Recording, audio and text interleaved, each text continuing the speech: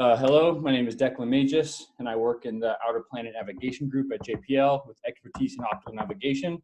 For my graduate master's thesis and continuing at JPL, I've been investigating the challenges of navigating encounters with interstellar objects and long-period comets. The first step was understanding the potential relative velocities and phase angles that these encounters might occur at. I identified two main categories of intercepts: intercept where the target is inbound versus outbound from the inner solar system. Both these categories show the same range of possible relative velocities, but vary significantly in likely phase angles. This is because an ISO or LPC's extremely high heliocentric velocity dominates the geometry of an encounter.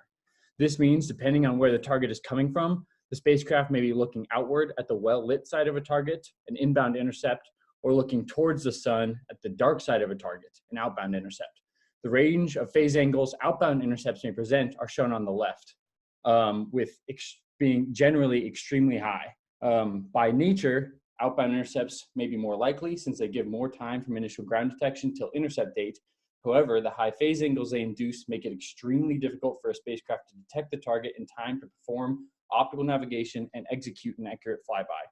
For example, it would have been infeasible to execute a flyby of Oumuamua due to its orbit forcing an outbound intercept and thus high phase angles.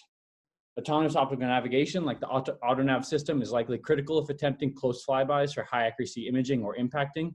A broad Monte Carlo analysis simulating autonomous flyby tracking and impact targeting shows how these high velocity encounters are extremely challenging. I can't go into these results in detail now, but a main finding is that the driving error source is attitude knowledge uncertainty. Use of IMUs for attitude knowledge, as done in previous autonomous encounters, makes impacting largely infeasible for all but multi-kilometer targets, and sub 10 meter per pixel surface imaging only possible with very high resolution imagers. Star relative optical navigation is a technique that improves the success rates of these encounters dramatically, as shown in the comparison of the bottom two right plots. Other factors I've investigated but are not included here are the fuel costs, maneuver execution error effects of elongated rotating bodies like Oumuamua, and rapid OpNav imaging.